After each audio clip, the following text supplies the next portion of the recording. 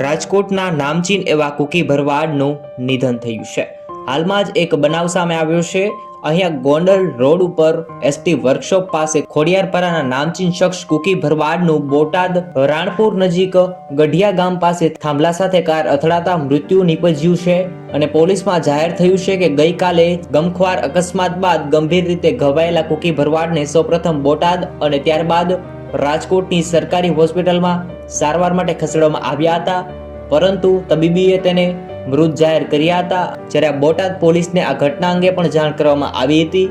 Police સૂત્રોમાંથી જાણવા મળતી વિગતો મુજબ ખોડિયારપરામાં રહેતા કુકી ભરવાડ ઉર્ફે રાજુ છેલાભાઈ શિયાળા ભરવાડ, જેમની ઉંમર 35 વર્ષની છે, પોતાની કારમાં બોટાદ રાણપુર નજીક ગઢિયા ગામે આવેલા માતાજીના મંદિરે દર્શન કરવા માટે જઈ રહ્યા હતા।